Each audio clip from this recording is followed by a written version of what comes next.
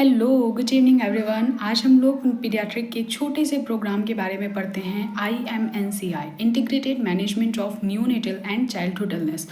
इस प्रोग्राम को पढ़ने से पहले या फिर किसी भी चीज़ को पढ़ने से पहले हमें पहले ज़रूरी होता है कि ये क्या है, हम इसे क्यों पढ़ रहे हैं और इसमें हमारे लिए क्या इम्पोर्टेंट चीज़ है, क्या यहाँ से क्वेश्चंस आ सकते हैं, वो चीज़ जानना ज़रूरी होता है।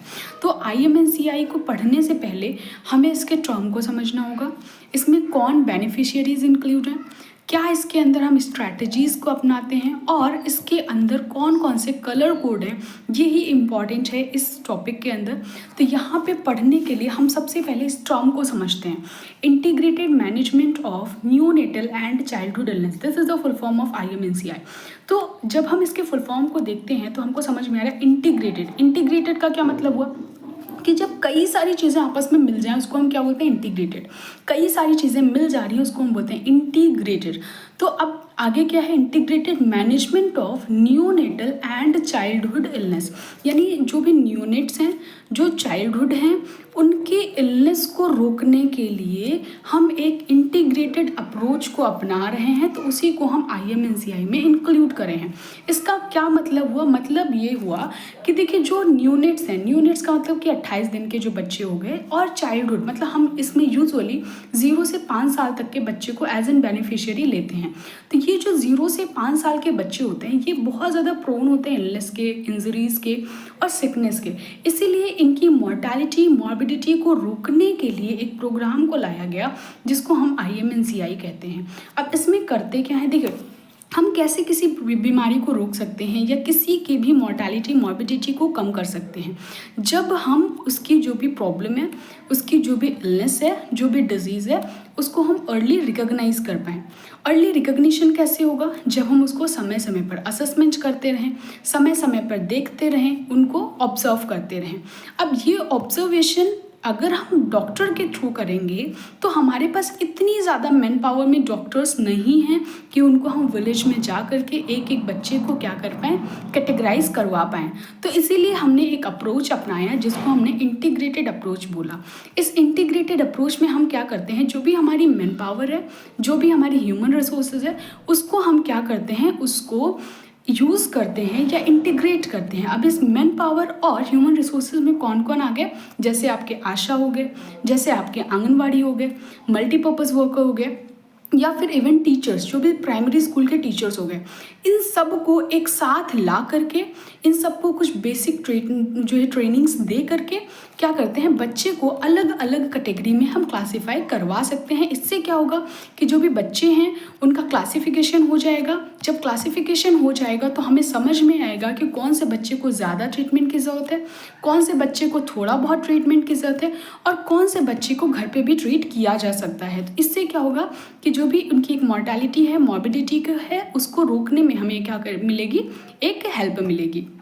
तो अब इसमें हम करते क्या हैं, इसके अंदर हम जो है स्ट्रैटेजीज़ को अपनाते हैं। वो स्ट्रैटेजीज़ को याद करने के लिए हम जो है कुछ टर्म्स हैं वो चीज़ समझते हैं। देखिए इसका एक निमोनिक हम यूज़ करते हैं लैक्ट CF। लैक्ट का मतलब जैसे हम लोग लैक्टोबैसिलस एसिडोफिलस पढ़ते हैं तो वहाँ से लैक्ट ले लीजिए और CF एक अलग याद कर लीजिए। अब लैक्ट CF में क्या चीज़ें करते हैं, लैक्ट का मतलब L का मतलब क्या हो गया, लुक, A का मतलब क्या हो गया, असेस, उसके बाद फिर C का मतलब क्या हो गया, वहाँ पे C का मतलब हो गया क्लासीफाई, और उसके बाद T का मतलब क्या हो गया, ट्रीटमेंट, और CF लास्ट में क्या हो गया कि C का मतलब काउंसिल हो गया, और लास्ट F का मतलब फॉलोअप।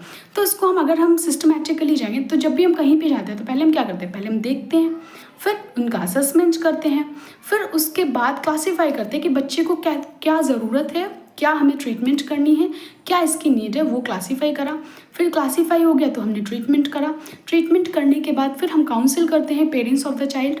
उसके बाद फिर नेक्स्ट लास्ट में फॉलोअप, अगर ज़रूरत है तो बच्चे को फॉलोअप के लिए बुलाते हैं। तो ये इसकी स्ट्रैटेजी है। लैक्ट CF से याद कर सकते हैं हम। लैक्ट मतलब लुक, असेस, C का मतलब हो गया क्लासीफाई, T का मतलब हो गया ट्रीटमेंट, C F में आ गया, C का मतलब काउंसिल और F का मतलब हो गया कि फॉलो अप। अब उसके बाद फिर नेक्स्ट इसका जो एक बहुत ही इंपॉर्टेंट पॉइंट है इसके कलर कोड। इसमें कौन कौन से कलर कोड्स आते हैं? कलर कोड्स में 3 कलर कोड्स आते हैं, पिंक, येलो, ग्रीन। याद रखिए, बाकी हम जब भी और भी चीज़ें पढ़ते हैं, जैसे हम ट्रैश पढ़ते हैं या फिर एक और प्रोग्राम आता है PMSMA, तो उसके अंदर जब हम कलर कोड पढ़ते हैं तो उसमें रेड एक एमरजेंट सिचुएशन को डिनोट करता है, लेकिन यहाँ पे रेड कलर नहीं है। यहाँ पे क्या है? यहाँ पे है पिंक, येलो, ग्रीन। 3 ही कलर कोड है। पिंक में हम उनको रखते हैं जो बहुत ज़्यादा अर्जेंट रेफरल की ज़रूरत होती है, यहाँ पे हम तुरंत के तुरंत बच्चे को रेफ़र करते हैं। येलो में हम रखते हैं जिनको ट्रीटमेंट किया जा सकता है but not at the home but in the treatment facilities, या कह सकते हैं OPD जो फैसिलिटीज़ होती हैं वहाँ पे ट्रीट किया जाए, ट्रीटमेंट रिक्वायर्ड। और ग्रीन का मतलब क्या हो गया कि होम बेस्ड केयर जहाँ पे हम दे पाएँ। तो इसके कलर कोड्स में 3 चीज़ें आ गई, पिंक, येलो और ग्रीन। पिंक में क्या होता है? Urgent referral. येलो में treatment but not at home, कहाँ पे? हेल्थ फैसिलिटी में। और ग्रीन मतलब हो गया कि होम बेस्ड केयर हम इनको प्रोवाइड कर सकते हो। तो this is all about the IMNCI। याद रखना है IMNCI में इंटीग्रेटेड अप्रोच अपनाते हैं। कौन कौन आते हैं मैन पावर्स में? देखा, आशा, ANM, आंगनवाड़ी टीचर्स या फिर अदर जो भी लैब टेक्नीशियंस भी कभी कभी आते हैं, तो इन सबको इंक्लूड करते हैं। उसके बाद फिर नेक्स्ट चीज़ आता है कि इसमें कौन बेनिफिशियरीज होते हैं। तो 0 से 5 साल तक के बच्चे इसमें बेनिफिशियरीज होते हैं। कौन सी स्ट्रैटेजी अपनाते हैं? तो स्ट्रैटेजी में लैक्ट CF से हम याद कर सकते हैं, लुक, असेस, उसके क्लासीफाई और ट्रीटमेंट, और CF लास्ट मतलब काउंसिल और फॉलो अप। उसके लास्ट चीज़ आती है कि इसमें हम क्या कलर कोड्स यूज़ करते हैं। तो पिंक, येलो, ग्रीन। पिंक में अर्जेंट रेफरल हो गया, येलो में क्या हो गया? येलो में हम ट्रीटमेंट दे सकते हैं लेकिन घर पे नहीं, और ग्रीन में क्या कर सकते हैं? घर पर हम केयर देकर भी बच्चे को क्या कर सकते हैं? ट्रीट कर सकते हैं। तो this is all about the IMNCI।